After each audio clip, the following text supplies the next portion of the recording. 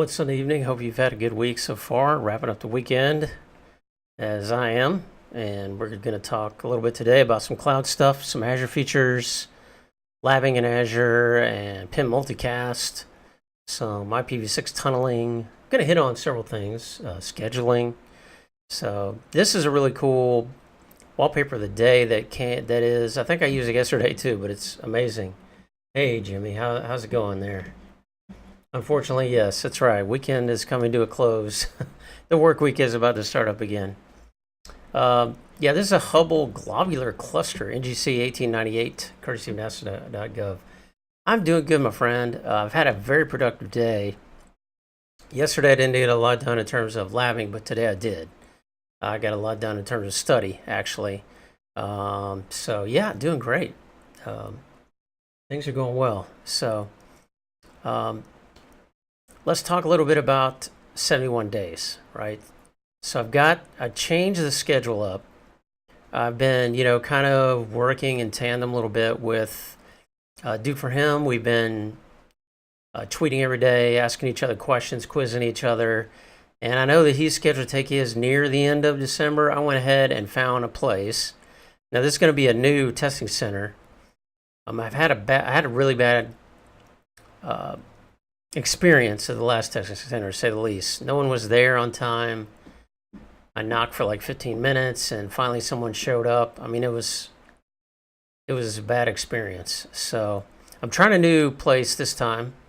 Can't even really locate it on a map exactly, but they do offer an exam on New Year's Eve. That was a challenge. Like, a lot of testing centers have a cutoff date of like December 10th, because a lot of them are at universities or technical schools, and a lot of them are closed shop, after a certain time. But found a place that will do it on December 31st. So, we're going to do it. That's the last day of the year I can take it. And I believe, pretty sure I'm off that day already. So I've got some time off scheduled in November. That was originally scheduled to lead up to the exam on November 12th. I'm still keeping those days off, and I'm going to use them for solid study days. And then in December, I'm going to coordinate my time off as well. I'm going to do some, family, I'm going to visit some family and things in December, like a lot of us do, and in November. But I'm going to try to take a few days off at the end of December as well, prior to this exam. I think I scheduled for like 10:15. One thing I've learned is you don't schedule an exam in the first slot. I tend to be sharper in the morning. Some testing centers open at like 10 a.m. I tried that last time and no one was there. So, you learn little tips. This time for the exam, we're going to try to do it a little bit later, like around, I think they actually show time slots at 8:30, I think. So I'm going to go in about 10. And it's a little bit farther, but that's not a big deal. But, I'm looking forward to it. I really, really, really want to pass this time. So you're going to see me the next 71 days just grinding, folks. So on to Azure. There are just a couple Azure things. I did a good bit of work in Azure Service Fabric this week. I talked about that a little bit yesterday. I was fascinated to find out that they actually use Azure Service Fabric as part of the internal network for the Microsoft Global Network, which is interesting. I shared a link earlier this week. There was at Ignite, they did a session, like a breakout session, kind of like they do at Cisco Live, right? They did a breakout session at Ignite, explaining a lot of the details of the internals of the Azure Global Network and some of the new Azure networking features, like Azure Virtual WAN, Azure Front Door Service, things like that. And they went into some of the internals, like they even showed some of the SFPs that they use that they have manufactured. So they have basically like 100 gig connectors that they've partnered with other people and adjusted design and made them like really small and efficient. And it's fascinating. It's really good. It was worth listening. It's like 45 minutes or something.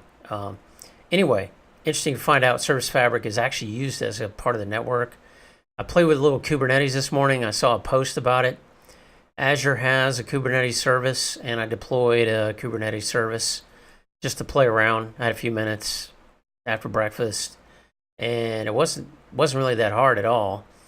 I do in my day job, I do support some Azure Kubernetes services, and it's pretty cool stuff, man. I really enjoy it. I really look into going deeper into that after I get my CCIE completed. And today I labbed exclusively out of Azure. So I did not fire up EvenG Pro on my virtual machine on my desktop. And I just leverage the machine that I have set up in Azure. And man, it's fast. It's faster than my local desktop. And I'm going to show you right now, like I plan to do some more on this, folks, in the coming weeks. So I plan to do, as you can see here, I'm running this out of Azure, just connecting directly to it. Of course, I have like firewall in place on, who can get to this. But this is my EvenG server, this community edition. But I'm going to add just 4 routers right now.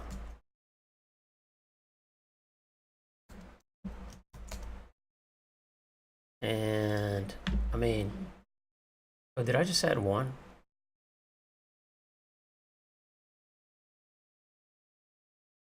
So I'm going to be doing a video. I will be doing a video on this because I need to build another VM. See, that's pretty quick, folks. Oh yeah, I doubled it. That's okay. This machine has no problem. Like it doesn't hesitate. So this is going to be router 1. This is for a multicast PIM sparse mode lab. And let's just delete. Seriously though, like even interacting with this is faster than my local. Now granted, this would not compare to some people's VM at home, because mine's not the fastest. The other thing though is that this frees up my processor when I'm streaming. Right, so I'm not really using any, because sometimes it does get kind of constrained. And we delete that one.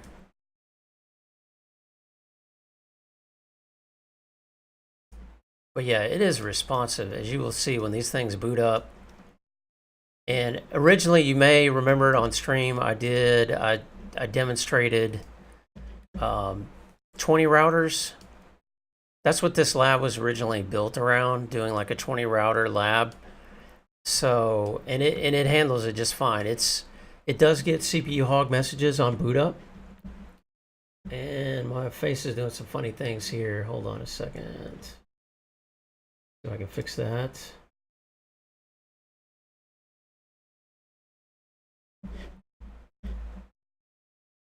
Weird, I don't know why it does that.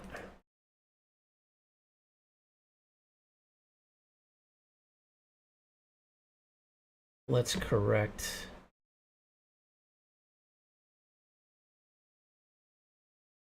That is, I think, I have to kind of turn to the side. I think it's these shades. No. Oh, I know what it is. There's something in the corner that wasn't there before. And that will definitely throw it off, believe it or not. Okay.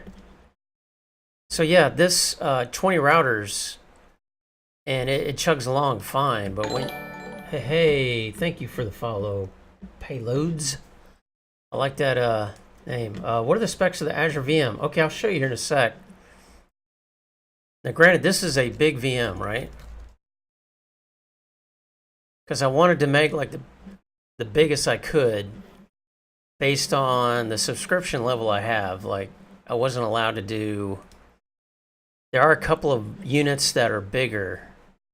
So this one is D16SV3, 16V CPU, 64 gig of RAM.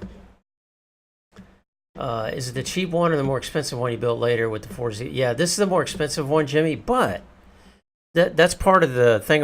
Reason I wanted to run it in Azure is I want to see what the real effective cost is. Like it says it's really expensive, and there were a few hours where I just left it on today just to see what it would cost. Wonder if they give you credit like Google Cloud. Azure does. So Azure will give you a month-long trial of $200, I think. Hey, Show IP Interface Brief is in the house. How's it going, Show? Saw you. Hope you had good labs today, my friend. Hey, yo, payloads. Yeah, this is a bigger VM, and that's why I'm kind of getting spoiled.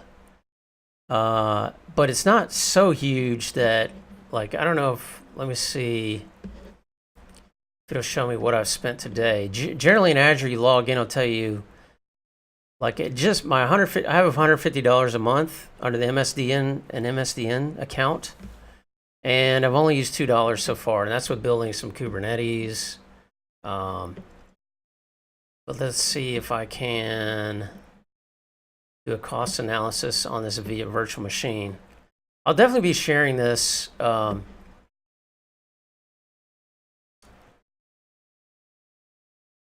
Okay. Yeah, I have to play with that, folks. I will share that in the future. But yeah, this is the VM, and it's snappy, man.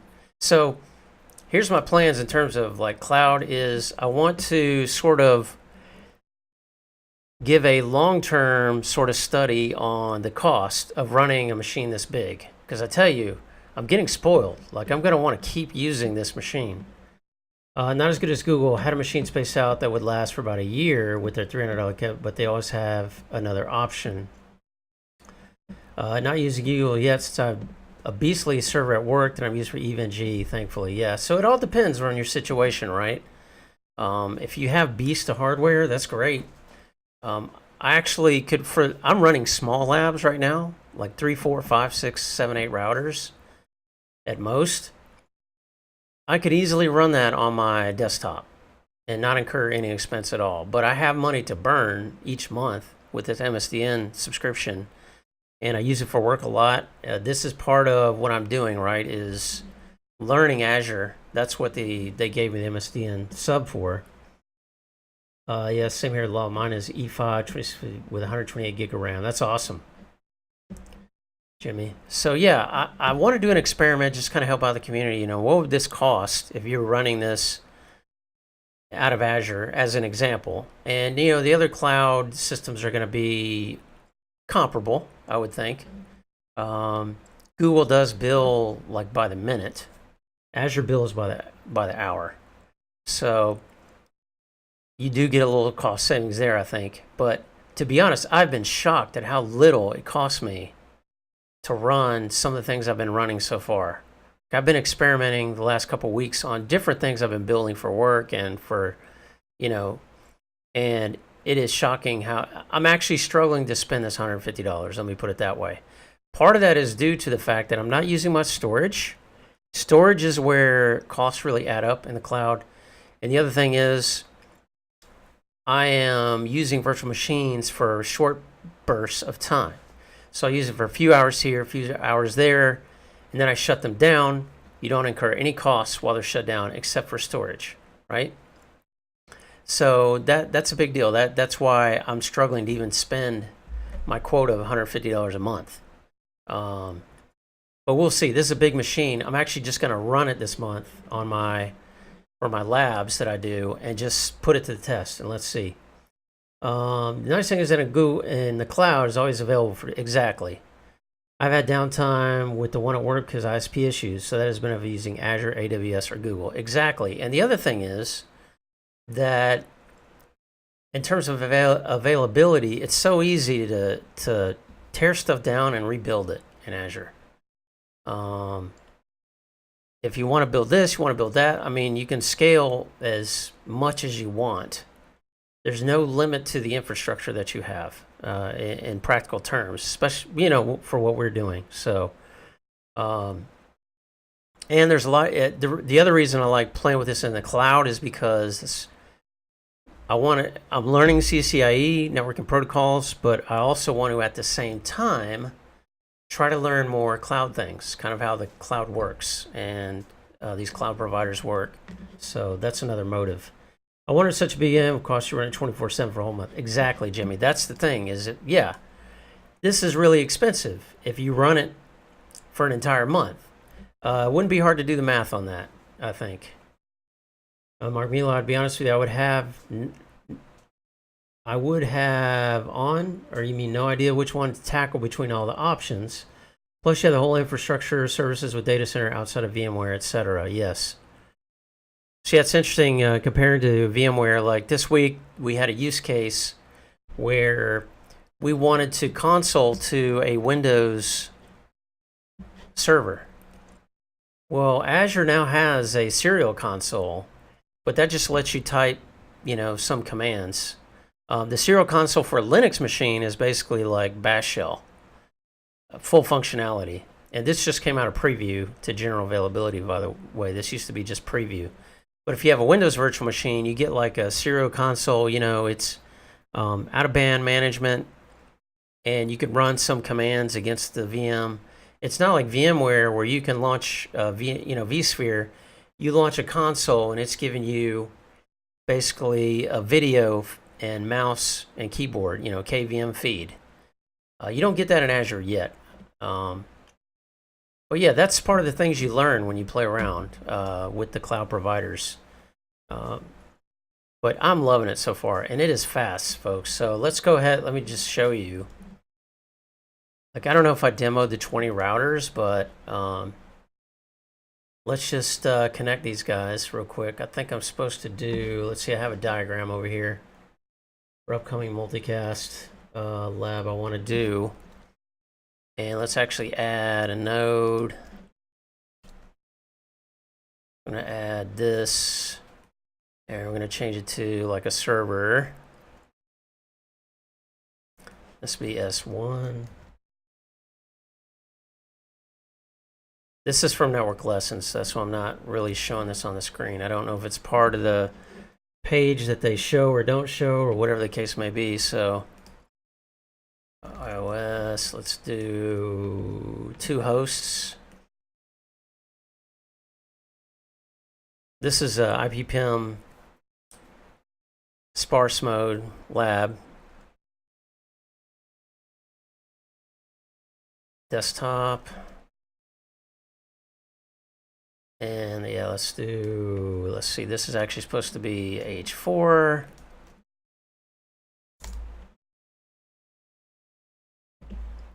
And this one's supposed to be H3.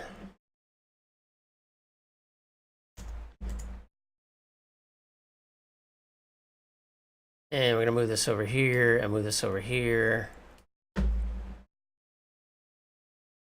Make it nice and neat. This is supposed to go GI01 to GI03.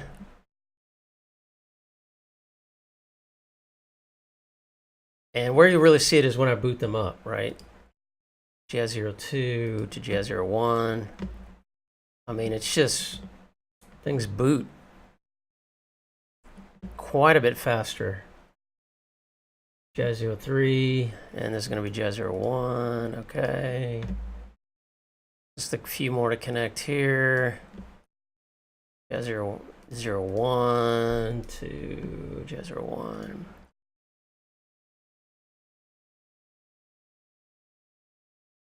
And I'm not using resources on my local computer, so when I'm streaming, I'm not, dropping frames or anything like that.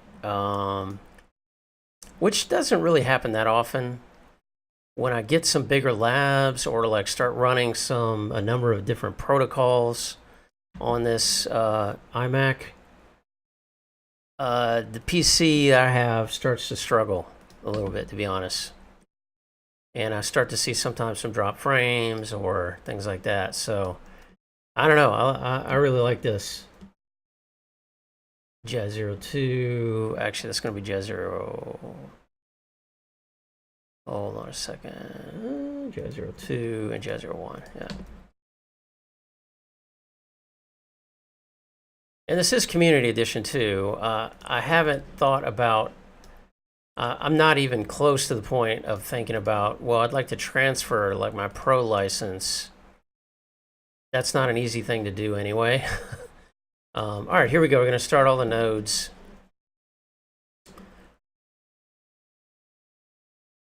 Oh, I didn't have any selected, did I? Do I have to select them? Oh, I did start all.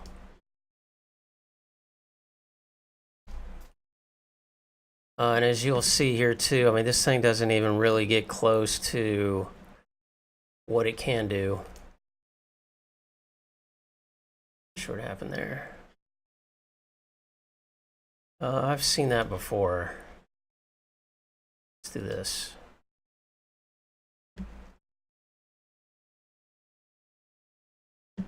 Look at the demo, right? Start all done. Okay.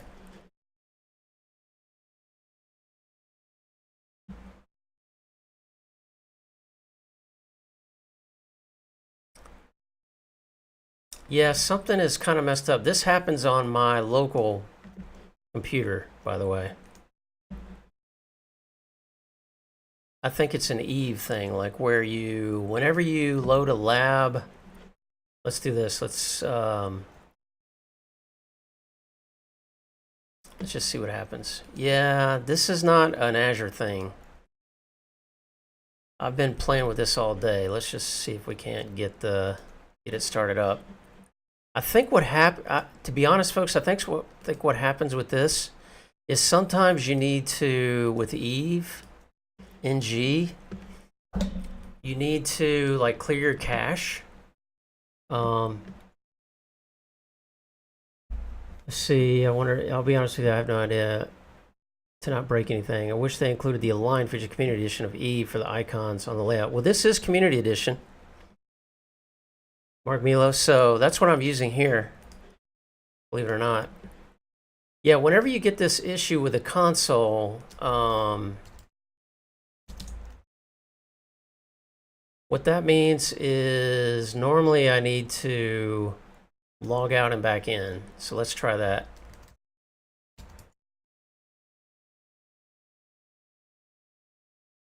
That's probably the issue here. Yeah. Let's go ahead and open these routers to router 3, router 4. Again, this is over the internet, folks.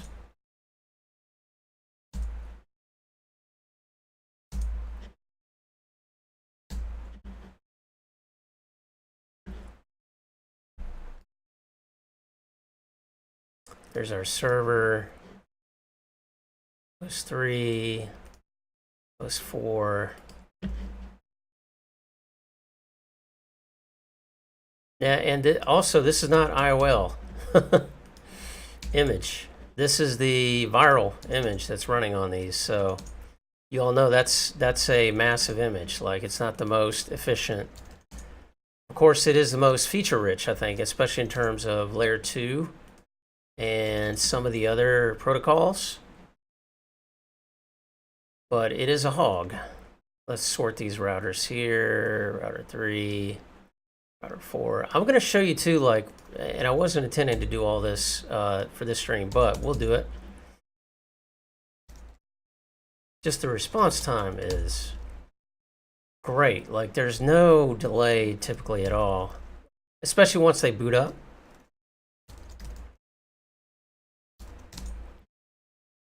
When they're all booting up, they do tend to tax. But I don't think they're not really taxing the hardware. Like, it's not taxing this machine. No. This is H4.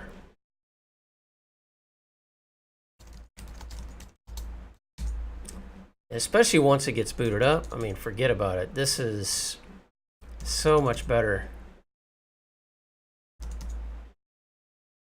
Now, my plans going forward, though, are to find out. I want to create a VM, a recommendation to the community for big labs in Azure and a recommendation on a configuration for Light Labs in Azure. That would work fine. It'd be more cost effective. So I found anytime I try to start a topology, one of my devices won't start. For me, it is only after first boot. After boot, it won't have an issue anymore. Okay, appreciate that show. Have you found starting them in sections helps avoid any boot up issues even? Yes, when booting a large topology. I found that as well, show. In fact, earlier I had a little bit larger topology, and I did that. I like all but one of the routers booted, and it said it failed to start network. And I just waited a minute, and then I right-clicked, started that one, and it booted right up. But the failed to boot error, Lantern just saw only after the first boot of the VM. The thing is I just booted up this virtual machine. Like I took a break about an hour ago, and I shut down the VM just to save money. And I came back, and I just booted up the VM. So that could be similar to what you're seeing here. But there it is, folks. And what we can do too is let's save our configs, right?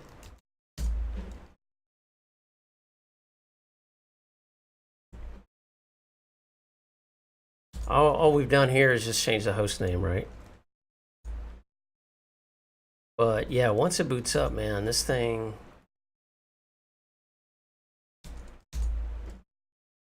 it runs good. We'll do that, and we'll just go more actions, export all configs.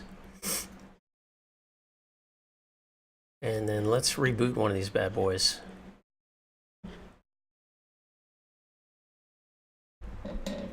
I don't know, maybe I'm just kind of on, have been on a slower system than what most are used to. So for you, this may not seem, like I said, if you're running a big dog machine already in your local network, then this is not going to be impressive to you. But to me, it's been impressive just compared to what I'm used to running. Export is complete. Let's just stop selected. And start it back up.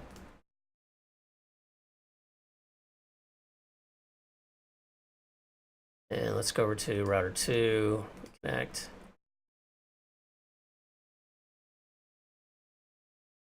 And who else? H4? Yeah, reconnect.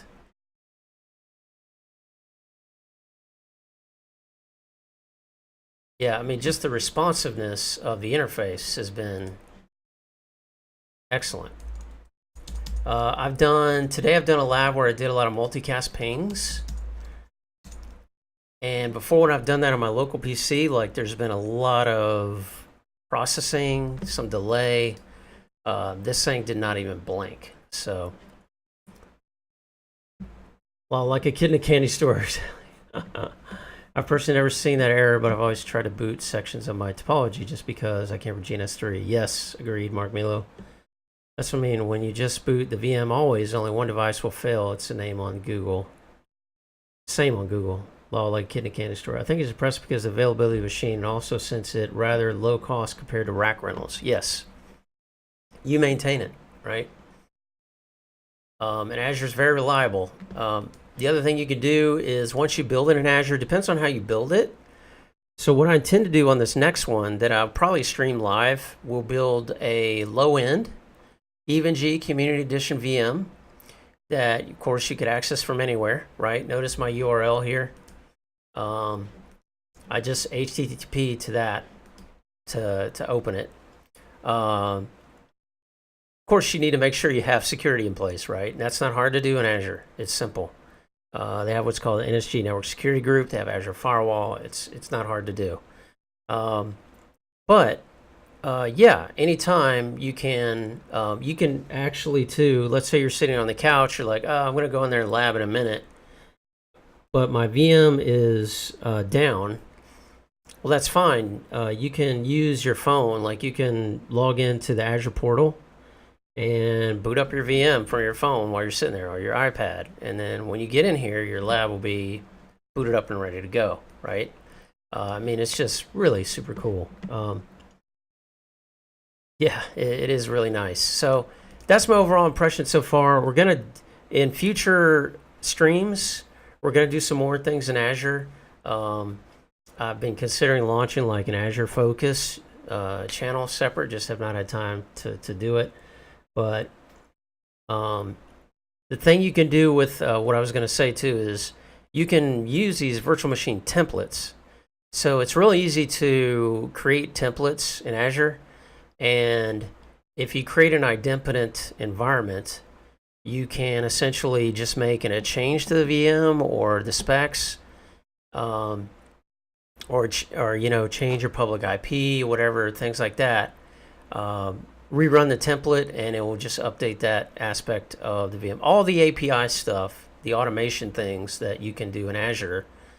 And granted, there's a lot of, you know, Azure's not the best of all the 3 cloud providers and everything. But any of the cloud providers that you use is going to provide automation, because everything is an API.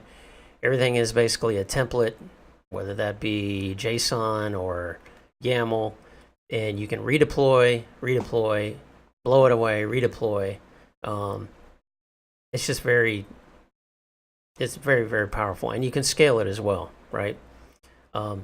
Anyway, enough on Azure. Getting on to my written progress. So today I've been away for like 9 or 10 days, and I landed in the middle of multicast again, PIM. And I was reviewing PIM dense-sparse lesson.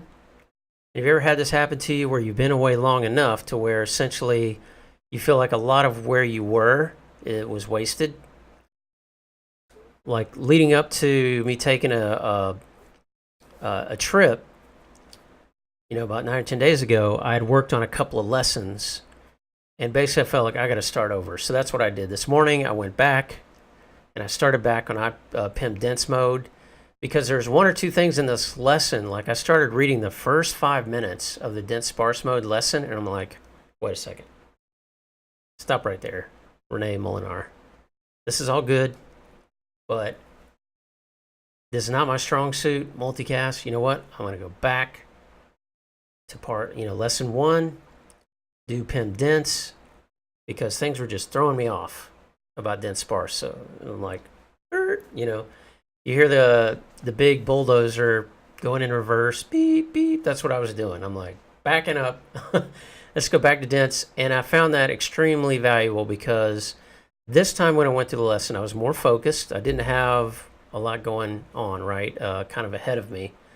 I wasn't very rushed because of I changed my written date, so I felt a little less pressured to actually, you know, manhandle it and just get through it. And I focused, and I really got a lot out of the first 2 lessons, dense and sparse. So that's what I spent my day on, is learning that stuff. I also spent some day playing with GitHub. I'll talk about that in a minute. Mark Milo says, sadly, when going for my CCNP, plenty of things I need to review from the CCNA that I simply did not use every day. A very weird feeling. Indeed, I understand, Mark Milo. 100% understand.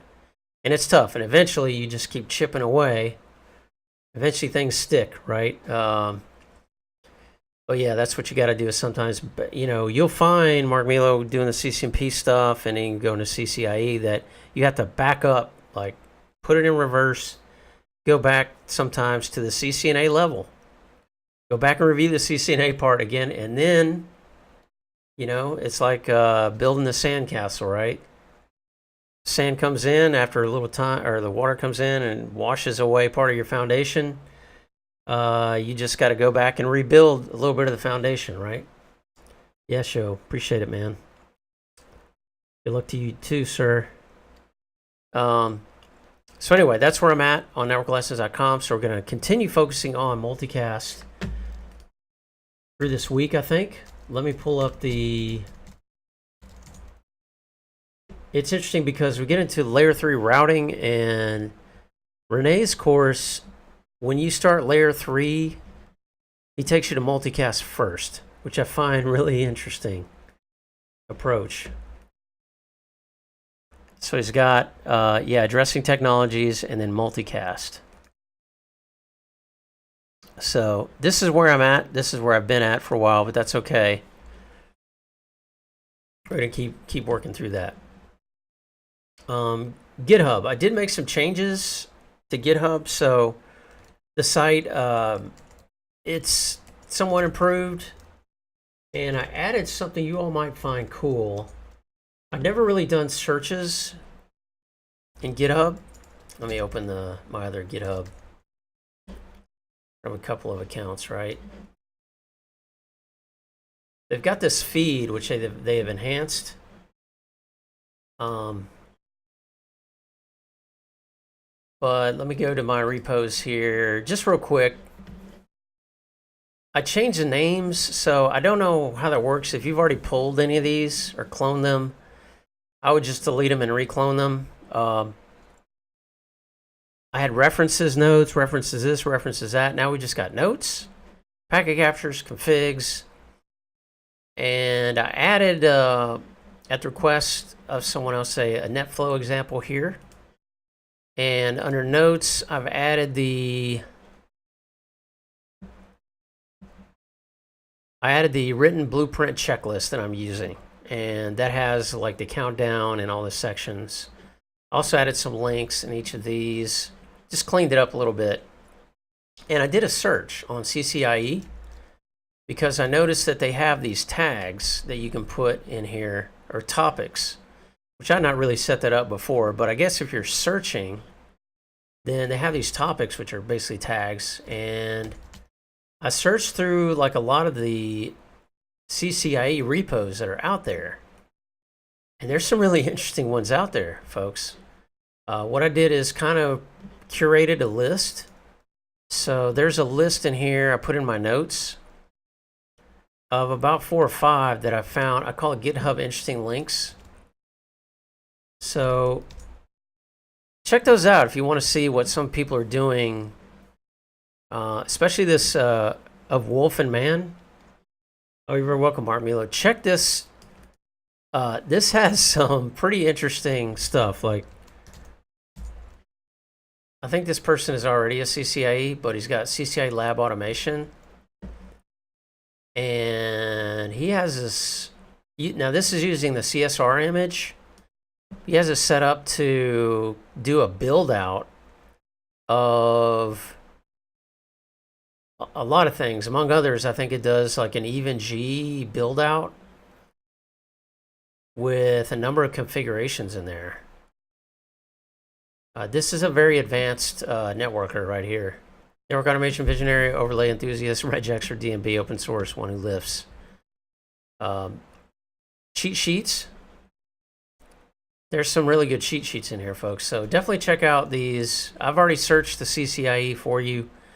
You know, if you want, just kind of peruse the ones that I provided, and feel free to search anymore. Yeah, I'll straight to the cheat sheets section.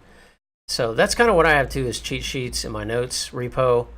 Just kind of notes I've taken, or brief commands, things like that that are useful. So we're going to get into a little bit of trivia now.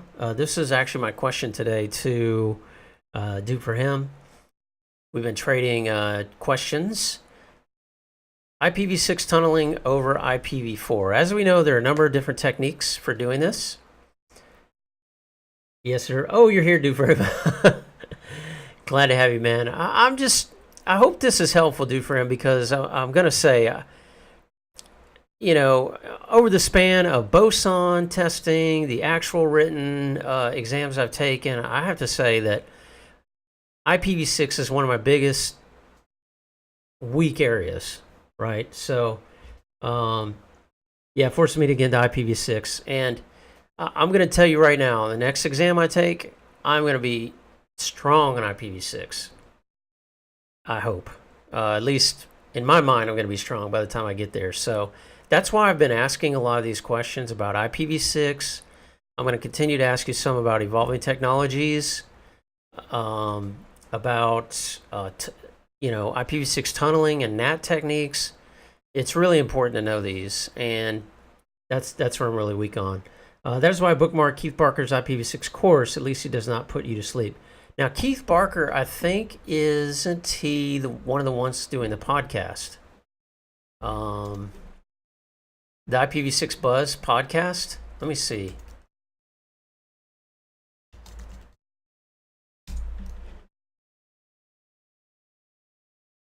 Who are the regular guests on this show?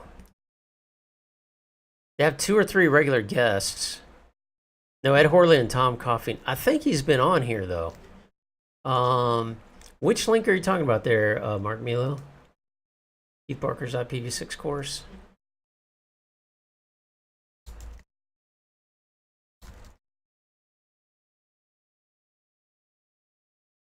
Is that on CBT Nugget? IPv6 Basics with Keith Barker. Okay. Oh, interesting. Now, wait a second. Is this Angel Ortega? Okay, Angel Ortega just did a playlist. I was going to say, why is this person, he just has a playlist. That's perfectly legit. Nothing wrong with that. He's not copying anything. Okay, so he's got it in order here. Nice. Well, that's pretty cool. I like that. Let's put this link in here.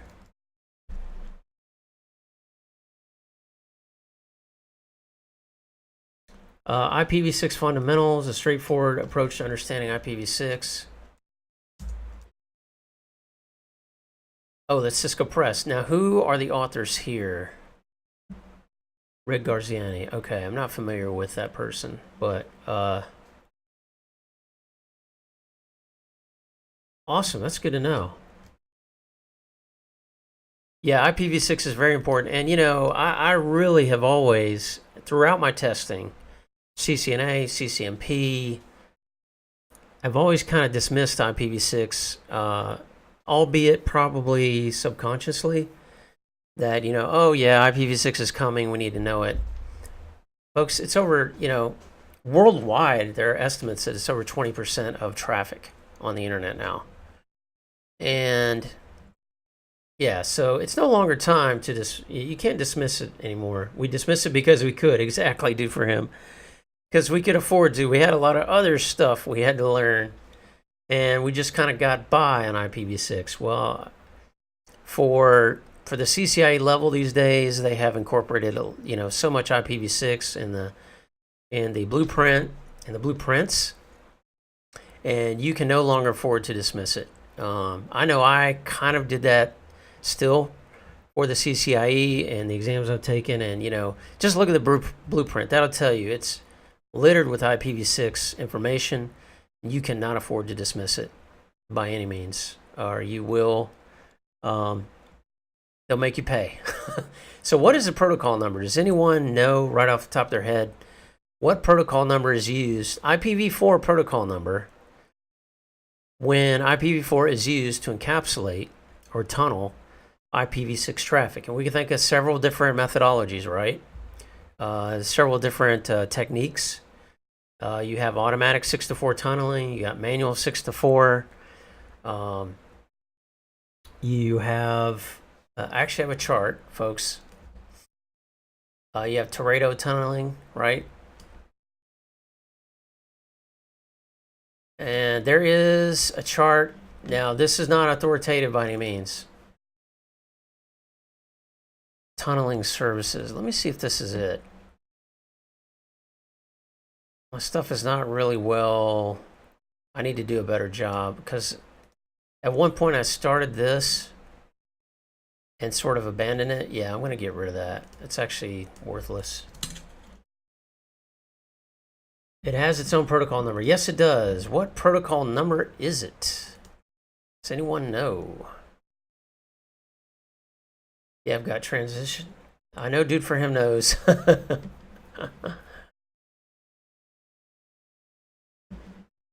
I'm going to try not to give it away. Okay, that's the old one. I did one earlier, only because you asked me this morning. Drawing blanks. All right, go ahead, Dude for Him, and let us know what is that protocol number, sir. While I'm pulling this up. Yes, sir, 41. So that is applicable as far as I can tell from my notes. Manual 6-to-4, automatic 6-to-4, 6RD, 6 rapid deployment, 6PE or 6VPE, which is 6 IPv6 over provider edge, And IP6 VPN over provider edge is also 41. Now, Teredo, actually, I misspoke. That's a different sort of scheme, right? It has its own protocol. All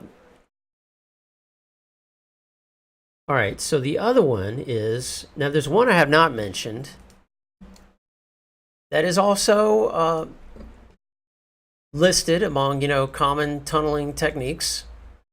It is not among those. There's some of these that are often considered like deprecated. They're not even really used anymore, right? They're still part of the blueprint. But most of the ones in blueprint, at least in my research, are being used somewhere, either service provider, most often, enterprise, enterprise core networks, or enterprise customer networks, or enterprise residential network, or sorry, service provider customer networks, or service provider residential networks. They're being used. One that is used sometimes but does not have protocol 41. Does anyone know what that one is? I already mentioned IsoTap. I don't believe that. I think that has its own protocol. Because IsoTap also communicates with generally have an IsoTap router. Does anyone know what is another IPv6 or encapsulation method for IPv6 encapsulated in IPv4? Similar but does not have its own protocol number would be 6RD. Okay, dude, for him, what protocol number is that? 6RD. You're saying it does not have one? Let's find a 6RD PCAP. I thought I had one somewhere, or had looked this up. Okay, 6 to 4 uses 41, from what I remember. Let's check it out though. 6RD.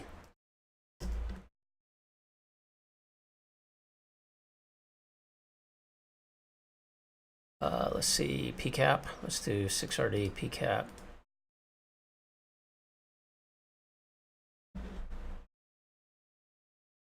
Okay, this is a border relay.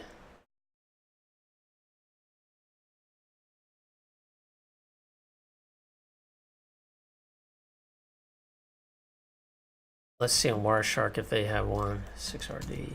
No.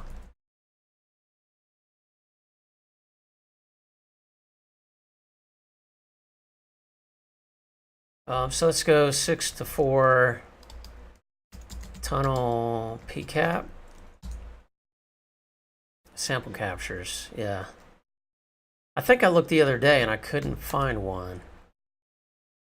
All right, here's 6N4, 6 low pan. Cool.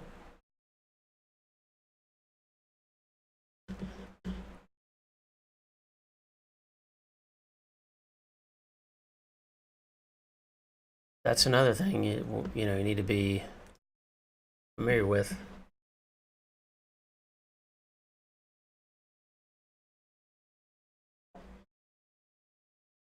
Okay, it's interesting. Wireshark, of course, shows you the outer header.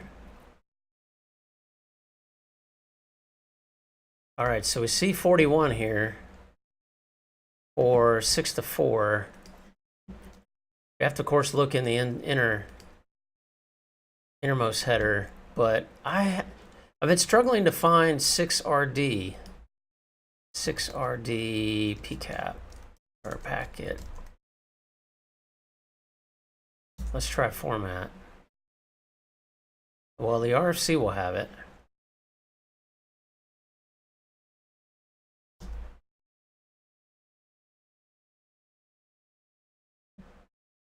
Yes, that is correct. So Duke for him is saying, just talking about 6RD, and we were discussing this a little bit on Twitter DMs. Like, what is the difference between, what are some of the advantages and disadvantages?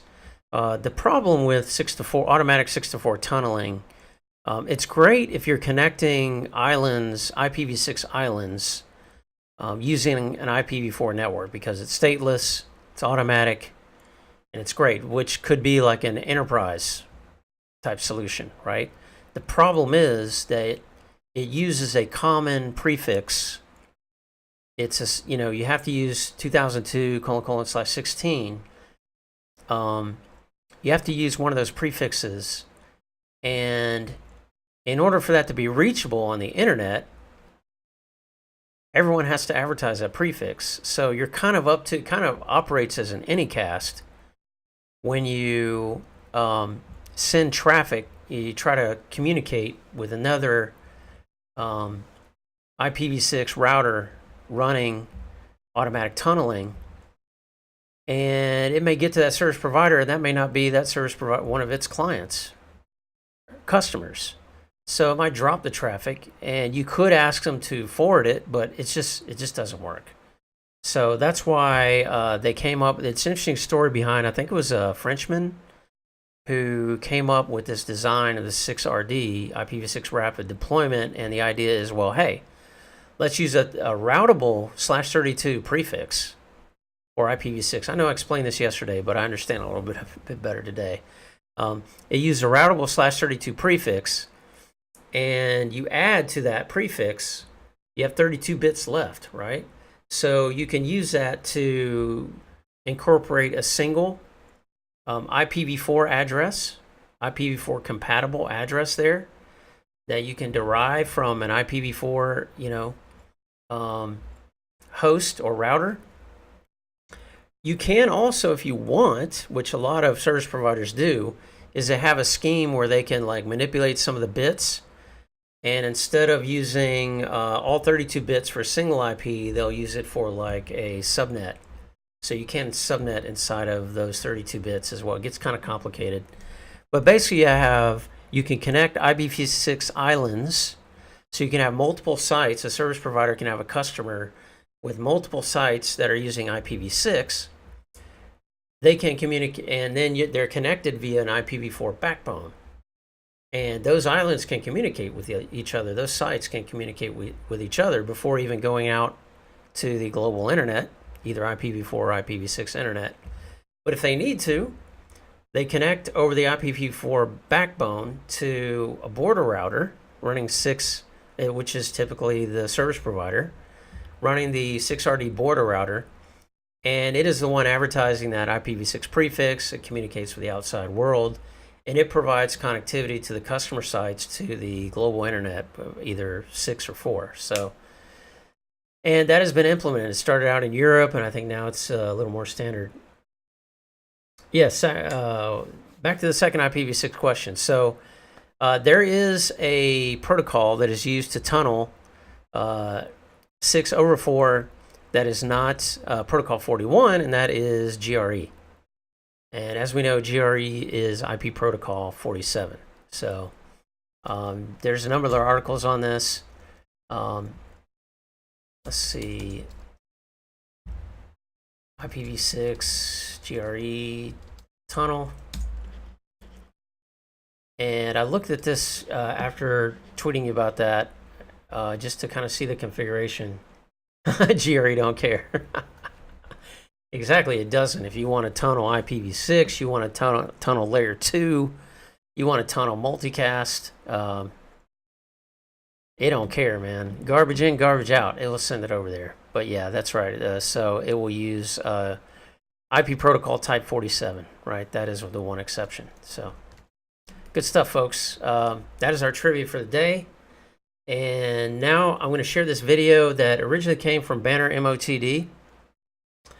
We used it to work to tunnel layer 2 and multicast cross country all day. Yeah, man, and it works, GRE, man, it just works. It doesn't add a lot of overhead, right? It's reliable. It does the job. It gets the job done. So yeah, it's very effective, and it's been it's like the duct tape of the enterprise and even of service providers, right? So this is a really good RIP video. There's kind of a challenge in the beginning. So it's not a very long video. It's really good. I highly recommend you watch it. I didn't know the answer in the beginning. You kind of posed a challenge a few minutes in, like, why isn't this working in RIP? And then gives a brief, excellent explanation of how RIP, kind of the logic it uses to identify an interface that should be participating in RIP. You know, RIP's kind of weird sometimes, especially if you have auto summary enabled. But even when you disable auto summary, you get some not so intuitive things that might happen. So anyway, definitely check out the video. Also learned a little tip on this video about erasing a line. So let's say you're in a configuration and you go interface you have 0, 1, IP address, blah, blah.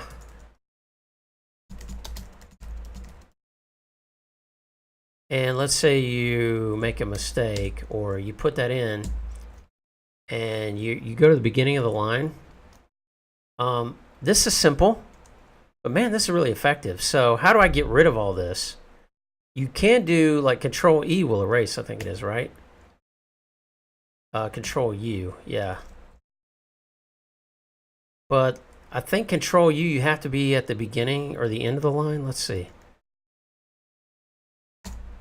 Yeah, Control U doesn't work unless you, so usually you have to do Control E, Control U. Well, on that video about RIP, let's say you had gone to the beginning line and you're like, oh, you know what? Forget this. I don't want to use this. All you got to do is hit pound, enter. It's like remark, and basically just ignores it. So simple, yet so effective. Really cool tip I saw watching that video. That's why it's great to watch streams like this. Sometimes you pick up tips, like I was watching that video, picked up a little tip. Anyway, that's going to wrap it up for tonight, folks. Hope you enjoyed it. Hope you got something out of it. Let's keep grinding, folks. We got, you know, I tend to like Monday, try tomorrow night. I'm going to sort of plan out the rest of my week. You can do that tonight if you want, or tomorrow if that's kind of your MO. But yeah, 71 days. Let's do it. I don't know if you heard Do For Him, but I scheduled for December 31st. So I think you're going in on a Friday. I'll be going in that Monday. And that night I'll be drinking New Year's Eve, either out of happiness or out of misery. So yeah, we're real close in our dates there. So yeah, man, look forward to continue to work with you and help each other out. And everybody else on the stream, hope you enjoyed it. Thanks for dropping in. We shall see you tonight.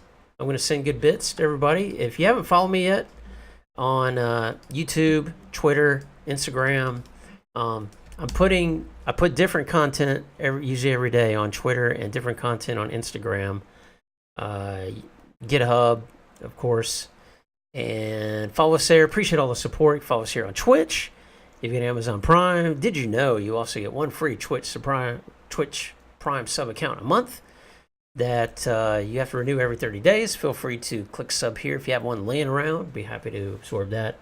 Thanks so much for hanging out, folks, though. We shall see you tomorrow night, about this time, 7 p.m. Eastern, here on the Land Tamer stream.